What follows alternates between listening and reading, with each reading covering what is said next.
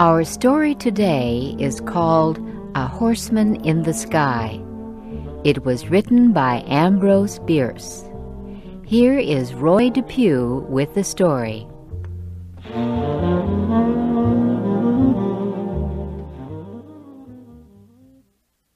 Carter Drews was born in Virginia.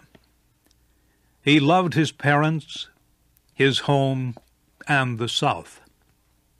But he loved his country, too.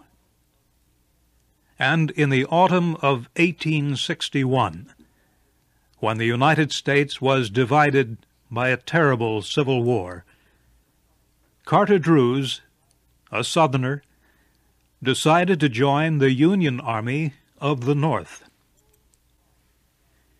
He told his father about his decision one morning at breakfast. The older man looked at his only son for a moment, too shocked to speak. Then he said, "As of this moment, you are a traitor to the South. Please don't tell your mother about your decision. She's sick, and we both know she has only a few weeks to live." Carter's father paused, again looking deep into his son's eyes. "Carter," he said, "no matter what happens, be sure you always do what you think is your duty." Both Carter Drews and his father left the table that morning with broken hearts. And Carter soon left his home and everyone he loved to wear the blue uniform of the Union soldier. One sunny afternoon, a few weeks later, Carter Drews lay with his face in the dirt by the side of a road. He was on his stomach, his arms still holding his gun. Carter would not receive a medal for his actions. In fact, if his commanding officer were to see him, he would order Carter shot immediately. For Carter was not dead or wounded. He was sleeping while on duty. Fortunately, no one could see him. He was hidden by some bushes growing by the side of the road.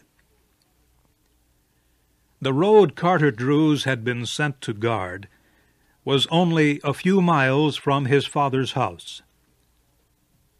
It began in a forest down in the valley and climbed up the side of a huge rock.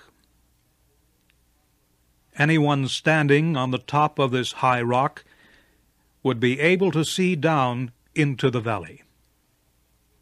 And that person would feel very dizzy looking down. If he dropped a stone from the edge of this cliff, it would fall for 600 meters before disappearing into the forest in the valley below. Giant cliffs, like the one Carter lay on, surrounded the valley. Hidden in the valley's forest were 5 Union regiments, thousands of Carter's fellow soldiers. They had marched for 36 hours. Now they were resting. But at midnight they would climb that road up the rocky cliff. Their plan was to attack by surprise an army of Southerners camped on the other side of the cliff. But if their enemy learned about the Union Army hiding in the forest, the soldiers would find themselves in a trap with no escape. That was why Carter Drews had been sent to guard the road. It was his duty to be sure that no enemy soldier, dressed in gray, spied on the valley where the Union Army was hiding. But Carter Drews had fallen asleep. Suddenly, as if a messenger of fate came to touch him on the shoulder, the young man opened his eyes. As he lifted his head, he saw a man on horseback, standing on the huge rocky cliff that looked down into the valley. The rider and his horse stood so still that they seemed made of stone. The man's gray uniform blended with the blue sky and the white clouds behind him. He held a gun in his right hand, and the horse's reins in the other. Carter could not see the man's face because the rider was looking down into the valley. But the man and his horse seemed to be of heroic, almost gigantic size, standing there motionless against the sky. Carter discovered he was very much afraid, even though he knew the enemy soldier could not see him hiding in the bushes. Suddenly the horse moved, pulling back its head from the edge of the cliff. Carter was completely awake now. He raised his gun, pushing its barrel through the bushes, and he aimed for the horseman's heart. A small squeeze of the trigger, and Carter Drews would have done his duty. At that instant, the horseman turned his head and looked in Carter's direction. He seemed to look at Carter's face, into his eyes, and deep into his brave, generous heart. Carter's face became very white. His entire body began shaking. His mind began to race, and in his fantasy, the horse and rider became black figures, rising and falling in slow circles against a fiery red sky. Carter did not pull the trigger. Instead, he let go of his gun and slowly dropped his face until it rested again in the dirt. Brave and strong as he was, Carter almost fainted from the shock of what he had seen. Is it so terrible to kill an enemy who might kill you and your friends? Carter knew that this man must be shot from ambush, without warning. This man must die without a moment to prepare his soul, without even the chance to say a silent prayer. Slowly, a hope began to form in Carter Drews's mind. Perhaps the Southern soldier had not seen the Northern troops. Perhaps he was only admiring the view. Perhaps he would now turn and ride carelessly away. Then Carter looked down into the valley so far below. He saw a line of men in blue uniforms and their horses slowly leaving the protection of the forest. A foolish Union officer had permitted his soldiers to bring their horses to drink at a small stream near the forest, and there they were in plain sight. Carter Drews looked back to the man and horse standing there against the sky. Again he took aim, but this time he pointed his gun at the horse. Words rang in his head, the last words his father ever spoke to him. No matter what happens, be sure you always do what you think is your duty. Carter Drews was calm as he pulled the trigger of his gun.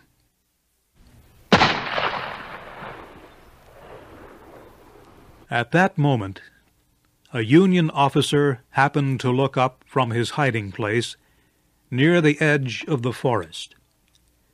His eyes climbed to the top of the cliff that looked over the valley.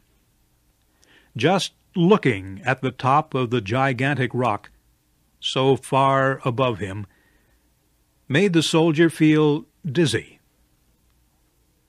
And then the officer saw something that filled his heart with horror. A man on a horse was riding down into the valley through the air. The rider sat straight in his saddle. His hair streamed back, waving in the wind. His left hand held his horse's reins, while his right hand was hidden in the cloud of the horse's mane. The horse looked as if it were galloping across the earth. Its body was proud and noble. As the frightened Union officer watched this horseman in the sky, he almost believed he was witnessing a messenger from heaven, a messenger who had come to announce the end of the world. The officer's legs grew weak, and he fell. At almost the same instant, he heard a crashing sound in the trees. The sound died without an echo, and all was silent. The officer got to his feet, still shaking. He went back to his camp, but he didn't tell anyone what he had seen. He knew no one would ever believe him.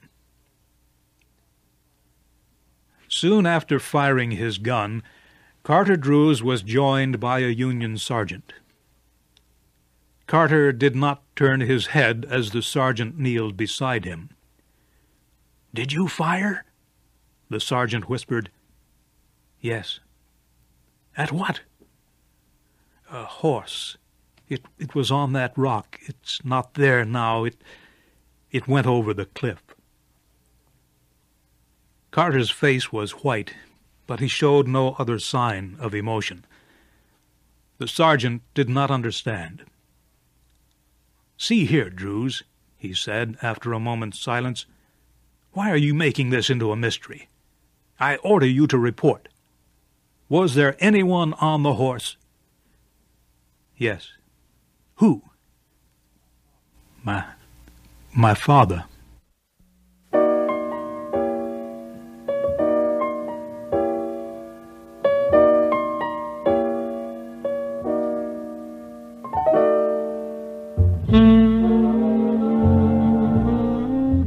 You have heard the story called A Horseman in the Sky. It was written by Ambrose Bierce and adapted for Special English by Donna DeSanctis. Your storyteller was Roy Depew.